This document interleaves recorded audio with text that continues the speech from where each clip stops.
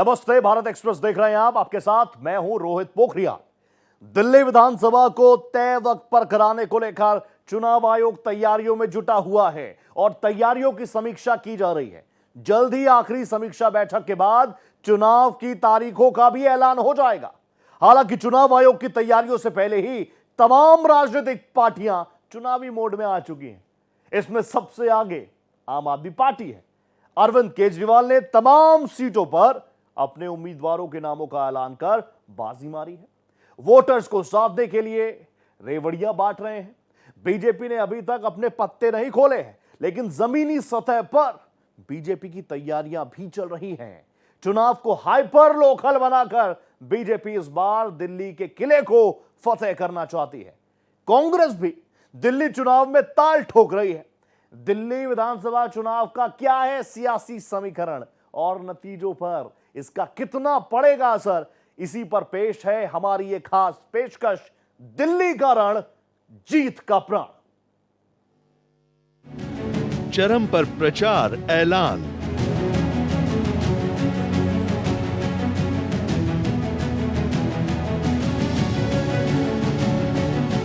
रेवड़ी पर मचा घमासान।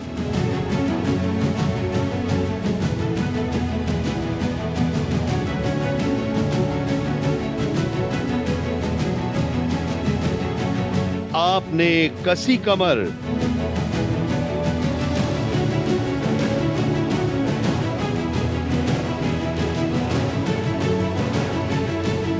बीजेपी भी पूरी तैयार।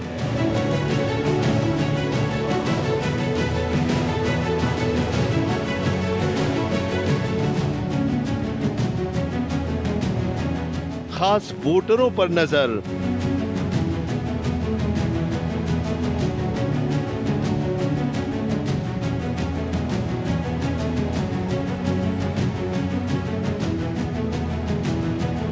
चुनाव की सुगबुगाहट तेज।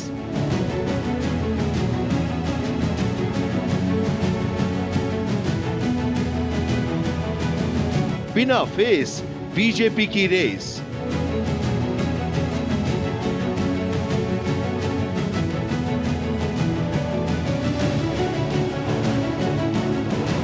सीट दर सीट मुकाबला।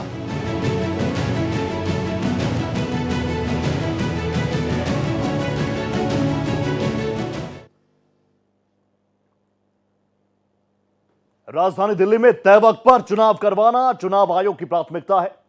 दिल्ली विधानसभा चुनाव को शांतिपूर्ण और निष्पक्ष चुनाव कराने के लिए चुनाव आयोग कमर कस चुका है और तैयारियों की लगातार समीक्षा हो रही है। बैठकों का दौर चल रहा है, अलग अलग टीमों का गठन हो चुका है और तमाम एंगल्स पर गौर किया जा रहा है। अलग अलग विभागों को, डिपार्टमेंट्स को जिम्मेदारी तय करने के साथ ही वोटर्स को भी अवेयर बनाने पर खासा जोर दिया जा रहा है ताकि मतदान प्रतिशत को बढ़ाया जा सके। चुनाव आयोग आखिरी समीक्षा बैठक के बाद दिल्ली विधानसभा चुनाव की तारीखों का ऐलान करने वाला है और फरवरी के पहले हफ्ते में चुनाव संभव है। चुनाव आयोग की तैयारी। दिल्ली में होने वाले विधानसभा चुनाव की तैयारी तेज हो गई है। दिल्ली विधानसभा का कार्यकाल 23 फरवरी 2025 तक का है। इससे पहले चुनाव करवाने को लेकर मुख्य निर्वाचन अधिकारी कार्यालय की तरफ से तैयारियां की जा रही हैं। चुनाव आयोग की बैठकों का दौर चल रहा है। शांतिपूर्ण और निष्पक्ष चुनाव कराने के लिए की गई तैयारियों की चुनाव आयोग ने समीक्षा की और संबंधित एजेंसियों को तैयारी पुख्ता रखने का निर्देश दिया ताकि चुनाव को प्रभावित करने वाली गतिविधियों के खिलाफ सख्ती से कार्रवाई हो सके। 12 दिसंबर को भी चुनाव आयोग ने दिल्ली के मुख्य निर्वाचन अधिकारी, सीईओ, जिला निर्वाचन अधिकारियों, निर्वाचन अधिकारियों और पुलिस अधिकारियों के साथ बैठक की थी। चुनाव आयोग ने सीईओ कार्यालय को निर्देश दिया था कि मतदाता सूची में सुधार, फर्जी मतदाता पहचान पत्र बनाने की जो शिकायतें मिली हैं, उनका मौके पर सत्यापन करने के बाद ही उचित कार्रवाई की जाए। 24 दिसंबर को मतदाता सूची में सुधार की प्रक्रिया पूरी हो जाएगी। चुनाव में मतदान प्रतिशत को बढ़ाने पर खास तौर से ध्यान दिया जा रहा है। चुनाव आयोग ने मतदाताओं को जागरूक करने के लिए बड़े स्तर पर तैयारी की है। मतदाताओं को जागरूक बनाने की शुरुआत भी हो चुकी है। सभी जिलों में ईवीएम प्रदर्शन केंद्र, ईडीसी और मोबाइल प्रदर्शन वैन MDV स्थापित किए गए हैं। ये सुविधाएं मेट्रो स्टेशनों और बस टर्मिनलों जैसे क्षेत्रों में लोगों को EVM से रूबरू कराने के लिए स्थापित की जा रही हैं। दिल्ली विधानसभा चुनाव को लेकर टीमों का गठन हो गया है। इसमें आयकर विभाग की टीमें, आबकारी विभाग और पुलिस की टीम शामिल है। कुछ टीमों ने अपने कंट्रोल रूम भी तैयार कर लिए हैं। चुनाव प्रचार पर नजर रखने के लिए मीडिया मॉनिटरिंग टीम का गठन भी कर लिया गया है। इसके साथ ही सोशल मीडिया पर चुनाव प्रचार की निगरानी रखने के लिए भी टीम बनाई गई है। 26 दिसंबर को आखिरी समीक्षा बैठक की जाएगी। इसमें दिल्ली के मुख्य सचिव सहित दिल्ली पुलिस, सभी विभागों और सिविक एजेंसियों के प्रमुख भी शामिल होंगे। इसमें चुनाव की तैयारियों को लेकर चर्चा होगी। तमाम पहलुओं पर गौर करने के बाद चुनाव की तारीख का ऐलान किया जाएगा। फरवरी के दूसरे सप्ताह में चुनाव कराए जाने की संभावना है। देखिए, दिल्ली विधानसभा चुनाव में आम आदमी पार्टी की साख दांव पर है। दिल्ली में सत्ता की हैट्रिक लगा चुके अरविंद केजरीवाल के लिए इस बार बड़े बड़े चैलेंजेस हैं और उससे निपटना उनके लिए भी आसान नहीं होगा। आम आदमी पार्टी की तरह राजनीति की छाप पर ग्रहण लग चुका है और इसलिए इस बार का चुनाव उनके लिए मुश्किल चुनावों में से एक माना जा रहा है। लिहाजा तमाम वोटर्स को साधने की पुरजोर कोशिश में है आम आदमी पार्टी और एक के बाद वो एक लगातार ऐलान भी कर रहे हैं। वोटर्स पर मेहरबानियों की बरसात करते हुए केजरीवाल ज्यादा से ज्यादा वोटर्स से सीधा संवाद स्थापित करने की रणनीति पर अमल कर रहे हैं। आम आदमी पार्टी का मास्टर प्लान। दिल्ली की सत्ता में हैट्रिक लगा चुके आम आदमी पार्टी के संयोजक अरविंद केजरीवाल के लिए 2025 का दिल्ली विधानसभा चुनाव उनके सियासी इतिहास का सबसे मुश्किल चुनाव है। तमाम तरह के आरोपों को झेल रही आम आदमी पार्टी के लिए इस बार अपने परंपरागत वोटरों का भरोसा कायम रखना इतना आसान साबित होता नजर नहीं आ रहा है। अरविंद केजरीवाल की हड़बड़ाहट से इसकी पुष्टि होती है। ये महज इत्तेफाक नहीं है कि उन्होंने सबसे पहले कांग्रेस को झटक दिया और गठबंधन की सारी संभावनाओं को खत्म करने के लिए वक्त से पहले उन्होंने सभी सीटों पर अपने उम्मीदवारों की लिस्ट जारी कर दी। देखिए, जनता भी समझ चुकी है कि केवल रेवड़ी बांट करके ही हम चुनाव में बार बार इनको वोट नहीं कर सकते। इस बार भी इन्होंने जो रेवड़ी की संख्या है, जो ये कहते थे कि हम मुफ्त बिजली, जिस तरह से पानी, स्वास्थ्य सेवाएं और उससे आगे भी बढ़ कर के फ्री बस सुविधाएं महिलाओं के लिए, इस बार इन्होंने 1000 रुपये की राशि की भी बात की है, महिला के खातों में देंगे। तो देखते हैं, अब जनता अगर इस बात को समझती है कि केवल ये रेवड़ी बांटने वाली ही सरकार है, तब तो इसके बहुत फायदे नहीं मिलेंगे। और अगर रेवड़ियों की ताकत अगर बढ़ते जा रही है तो हो सकता है कि उसका फायदा इनको दिखे। पहली और दूसरी लिस्ट में विधायकों के टिकट काटकर ये संकेत दिया था कि पब्लिक में उनके विधायकों के प्रति नाराजगी खत्म करने के लिए शायद ही रणनीति अपनाई जाए। लेकिन आखिरी सूची में उन्होंने साफ कर दिया कि सभी सीटों पर ऐसा नहीं है। इस सूची में केवल एक ही विधायक को टिकट नहीं दिया गया है। आम आदमी पार्टी की रणनीति ये है कि जब तक दूसरे दलों के प्रत्याशी घोषित हो और वो चुनाव प्रचार में लगे, इससे पहले ही उनके उम्मीदवार हर मोहल्ले और हर गली में जाकर लोगों से अपना संपर्क स्थापित कर सकें। रणनीति के तहत अलग से वॉलंटियर्स की टीम को लगाकर भी पार्टी प्रचार कर रही है। अब केजरीवाल अपने वोट बैंक को इंटैक्ट रखने पर फोकस कर रहे हैं। ऑटो चालकों को तमाम तरह की सुविधाएं देने का ऐलान किया है। उन्हें 5 गारंटियां दी हैं। फिर उन्होंने चुनाव में निर्णायक भूमिका निभाने वाली महिलाओं को सौगात का ऐलान किया है। केजरीवाल ने चुनाव जीतने पर महिलाओं को हर महीने 2100 रुपए देने का वादा किया है। आधी आबादी सियासत में सत्ता का समीकरण बनाने और बिगाड़ने की ताकत रखती है। इस बात को केजरीवाल बखूबी समझते हैं। आज मैं दिल्ली के लोगों के लिए 2 बड़ी घोषणाएं करने के लिए आया हूं और ये दोनों इतनी बड़ी घोषणाएं हैं और दोनों घोषणाएं दिल्ली की महिलाओं के लिए हैं, मेरी माताओं के लिए, बहनों के लिए। दोस्तों, मैंने वादा किया था कि हर महिला के अकाउंट में हर महीने 1,000 रुपए डलवाएंगे।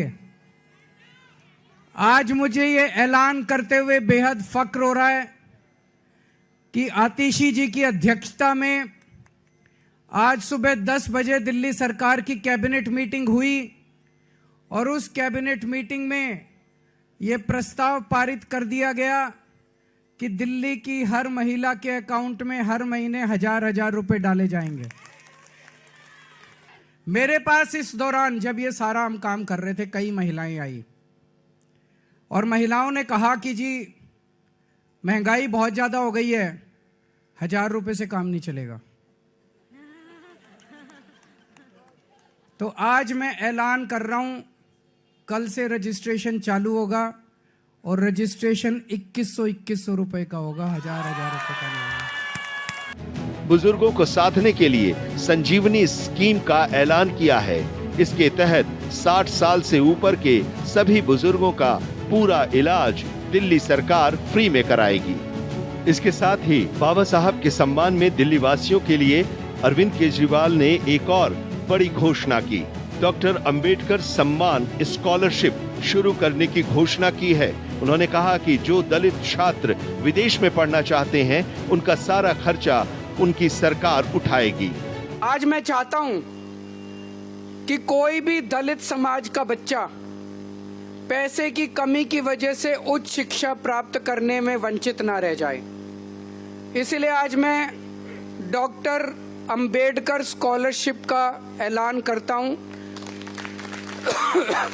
कि दलित समाज का कोई भी बच्चा अगर दुनिया की किसी भी टॉप की यूनिवर्सिटी में पढ़ना चाहेगा तो वो बच्चा उस यूनिवर्सिटी में एडमिशन ले ले। बस एडमिशन लेने के बाद उसका सारा पढ़ाई का खर्चा, आने जाने का खर्चा, सारा खर्चा दिल्ली सरकार वहन करेगी।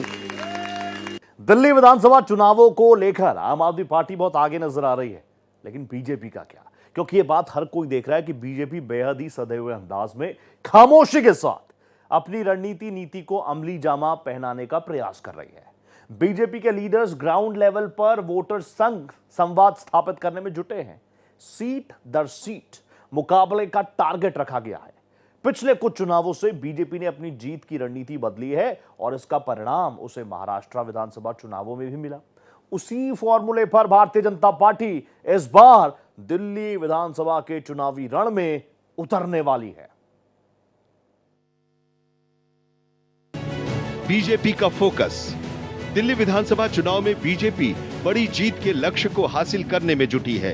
दिल्ली विधानसभा चुनाव को लेकर जहां उम्मीदवारों की सूची को जारी करने में पहले आप और बाद में कांग्रेस ने हड़बड़ी दिखाई है, वहीं बीजेपी इस मामले में किसी भी तरह से जल्दबाजी के मूड में नहीं है। उन्होंने हर एक सीट पर उम्मीदवार फाइनल करने के लिए खास रणनीति तैयार की है। इस बार लोकसभा चुनाव के नतीजे आने के बाद विधानसभा चुनाव में बीजेपी ने अपनी जीत की रणनीति बदली है। प्रधानमंत्री नरेंद्र मोदी पार्टी के सबसे लोकप्रिय चेहरा हैं और बीजेपी को लेकर ये कहा जाता है कि वो उन्हीं के फेस पर चुनावी रेस में अव्वल रहती है। लेकिन बदलते चुनावी माहौल को देखते हुए बीजेपी ने हरियाणा और महाराष्ट्र में जो रणनीति अपनाई, उसी पर दिल्ली में अमल किए जाने की संभावना है। एक झुग्गियों के साथ जुड़ने का कार्यक्रम भी बीजेपी बनाई है, जिसका लाभ आम आदमी पार्टी लेते रही है और साथ ही दिल्ली वासियों को भरोसा दी है कि आपने देखा, आपको फ्रीबीज के अलावा और कुछ नहीं मिला। वहीं पर बड़ा फूंक फूंक करके वो कदम रख रही है। हरियाणा और महाराष्ट्र के परिणाम के बाद वह दिल्ली के चुनाव जीतने के लिए भी उसका आत्मविश्वास काफ़ी बढ़ा हुआ है। तो अब मुद्दों के आधार पर कि जो ये आम आदमी पार्टी की सरकार है, जो कहती थी कि हम बिल्कुल साफ सुथरी की सरकार हैं, वो देखिए कैसे आरोपों में ये घिरी हुई सरकार है और शराब घोटाला तो इसका एक बेहतर नमूना है। दिल्ली विधानसभा चुनाव को बीजेपी हाइपर लोकल बनाना चाहती है। दिल्ली में आम आदमी पार्टी की जीत का ये सबसे बड़ा आधार रहा है। बीजेपी आम आदमी पार्टी की चाल से ही उसे पटखनी देने वाली है। हम दिल्ली के लिए हिमाचल से, मुरादनगर से पीने का पानी लेकर आएंगे। जिससे कि दिल्ली के लोगों की प्यास बुझ सके और 20,000 लीटर मुफ्त पानी दिल्ली की भाजपा की सरकार की ओर से उपलब्ध हो सके। उनके कर्मचारी अधिकारी रिटायर हो जाते हैं, उनको जो पेंशन दी जाती है वो पैसा भी दिल्ली के बिजली उपभोक्ताओं की जेब से निकाला जा रहा है। हम ये जो इस तरह का जो मतलब जो लूट है उसको पूरी तरह से बंद करेंगे और 200 यूनिट जो मुफ्त बिजली दी जा रही है उसको जारी रखेंगे।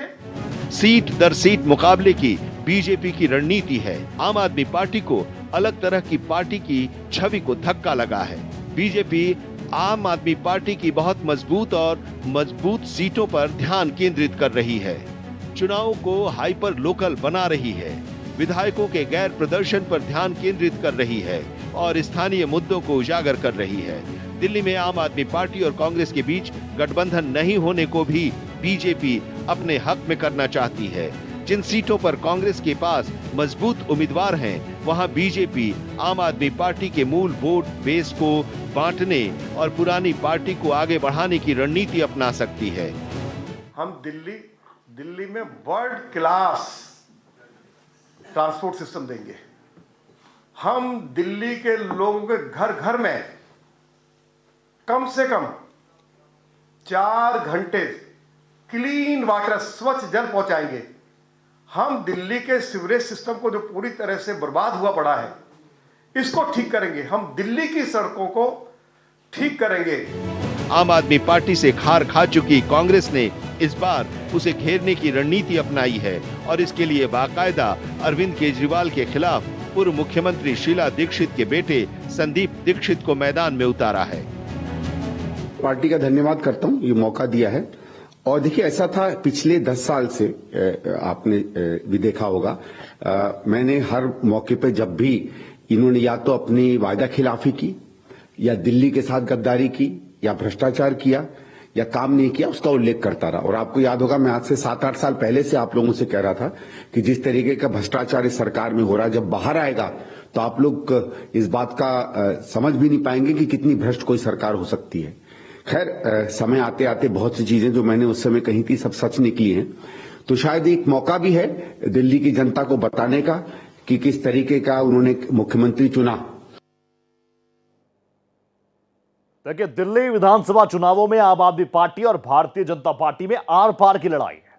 दिल्ली का सियासी मिजाज अलग तरह का हमेशा से नजर आया और इसीलिए यहां के वोटर्स का आधार अलग अलग है। दरअसल राजधानी दिल्ली में देश भर के लोग आकर रहते हैं और उनका चुनावी नतीजों में जबरदस्त असर नजर आता है। इसीलिए जातीय आधार पर वोट बैंक की राजनीति वैसे तो बहुत कारगर नहीं है, लेकिन तमाम पार्टियां इसी की बुनियाद पर अपने उम्मीदवारों का चयन करती है।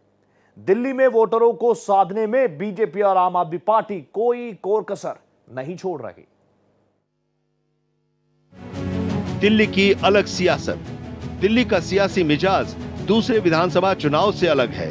यहाँ के मतदाता जातिवादी व्यवस्था वाली राजनीति से ज्यादा सरोकार नहीं रखते हैं, लेकिन राजनीतिक पार्टियों का जाति आधार पर उम्मीदवारों को चुनावी अखाड़े में उतारने में इसका अहम रोल रहता है। आम आदमी पार्टी की तरफ से जारी सूची में सभी वर्गों को प्रतिनिधित्व देकर सोशल इंजीनियरिंग को तरजीह दी गई है। देखिए, दिल्ली विधानसभा में कई चुनौतियां हैं पार्टी के सामने। सबसे बड़ी चुनौती तो है कि एंटी इनकम्बेंसी से उसको लड़ना है। सरकार ने जितनी तरह की फ्रीवी की बात की है, तो बार बार लोक लुभावन वादे करके ही वो चुनाव नहीं जीत सकती है। उसने दिल्ली को कैसे बदल करके दिखाया है, ये सवाल उनके सामने है। और ख़ास करके जो दिल्ली का जो ड्रेनेज सिस्टम को लेकर के जो एक सवाल उठा था, उसको लेकर के भी ये घिरी हुई दिखती है। अगर शराब घोटाले की बात की तो जो आम आदमी पार्टी साफ सुथरी छवि की बात करती थी, वो खुद शराब घोटाले में घिरी हुई दिख रही है। तीसरी बड़ी चुनौती है कि कांग्रेस जो कभी किनारे रहती थी, वो इस बार बिल्कुल आमने सामने लड़ रही है और दोनों के वोटर एक हैं। तो वहाँ पर कांग्रेस एनसीपी के अजीत पवार अब लड़ने आ रहे हैं, तो इनके वोटर जो हैं जो और आम आदमी पार्टी के वोटर करीब करीब एक ही हैं, तो इनसे भी निपटना होगा। और चौथी चीज़ की जो जिन्होंने वादा किया था कि हम दिल्ली को कैसे बेहतर बनाएंगे, खास करके प्रदूषण को लेकर के, तो वो दिल्ली ठहरी हुई है। कांग्रेस ने भी उसी फॉर्मूले को अपनाया है। उसकी उम्मीदवारों की पहली लिस्ट में 3 मुस्लिम और 3 महिलाओं को टिकट दिया गया है। उम्मीदवारों के नाम का ऐलान करने में दिल्ली की पॉलिटिक्स का खास तौर से ध्यान रखा गया है। जातीय समीकरण के लिहाज से पार्टी ने ब्राह्मण, दलित, मुस्लिम, सिख, पंजाबी और ओबीसी समुदाय पर भरोसा जताया है। कांग्रेस के जो वोटर हैं वही वोटर तो करीब करीब हैं इनके पास भी, आम आदमी पार्टी। अब मुस्लिम समाज जो है जिस तरह से कांग्रेस की तरफ मुखातिब हुआ है, तो अगर वो वोट शिफ्ट कर जाता है कांग्रेस की तरफ, अगर जो दलित वोट है वो शिफ्ट कर जाता है कांग्रेस की तरफ, अगर वो झुग्गी झोपड़ी में रहने वाले वोटर हैं वो शिफ्ट कर जाते हैं, तो ये तो निर्भर करेगा कि क्या उस वोटर को आम आदमी पार्टी इंटैक्ट करके रख सकती है। ठीक है, भारतीय जनता पार्टी तो एक हिंदुत्व और हिंदू पोलराइजेशन के आधार पर एक गोलबंदी की कोशिश करेगी, लेकिन जो इधर कांग्रेस जो मजबूत हुई है, तो कांग्रेस भी उस वोट बैंक को, जो उसका कभी आधार वोट रहा था, जिसकी वजह से वो दिल्ली की सत्ता में रहती थी, अभी तो बीजेपी और आम आदमी पार्टी ही बार बार आमने सामने रह रही है, तो कांग्रेस इस बार एक कोण बना करके और उस जो अपने आधार खोए हुए वोटर को फिर से एक बार जोड़ने की कोशिश करेगी और दिल्ली की सत्ता में काबिज होने की कोशिश करेगी। तो कांग्रेस आम आदमी पार्टी के लिए इस बार एक बड़ी चुनौती साबित होगी। बीजेपी इस बार अपनी लिस्ट को फाइनल करने से पहले उन तमाम पहलुओं पर गौर कर रही है जो उसकी जीत को यकीनी बना सकते हैं। लिहाजा वो दिल्ली में रहने वाले अलग अलग लोगों को ध्यान में रखते हुए अपने उम्मीदवारों की लिस्ट जारी करेगी। दिल्ली चुनाव में पार्टियां जातिगत समीकरण बनाने में भी जुटी हुई हैं, लेकिन दिल्ली की सियासत असल में पूर्वांचली, पंजाबी, वैश्य और जाट मतदाताओं के हाथ में केंद्रित है। दिल्ली की सत्ता की दिशा तय करने में पूर्वांचली वोटर अहम हैं। इनकी आबादी 25% के करीब है। पूर्वांचली वोटों में सभी जातियां और धर्म के लोग शामिल हैं। राजधानी दिल्ली में पंजाबी समुदाय की आबादी 30% है, जिसमें 10% पंजाबी खत्री की है और 5% सिख वोटर हैं। करीब 8% जाट समुदाय के वोट हैं। बाहरी दिल्ली के तहत आने वाली विधानसभा सीट पर जीत हार का फैसला जाट समुदाय के मतदाता करते हैं। दिल्ली में 12% मुस्लिम आबादी है, जो 1 दर्जन सीटों पर अहम रोल अदा करते हैं। दिल्ली में मुस्लिम बहुल बल्लीमारान, चांदनी चौक, मटिया महल, बाबरपुर, मुस्तफाबाद, सीलमपुर, ओखला, त्रिलोकपुरी और जंगपुरा विधानसभा सीटें हैं। बीजेपी भी मुस्लिम वोट साधने की कवायद में है और पहले भी मुस्लिम प्रत्याशियों को दिल्ली में चुनाव लड़ाती रही है।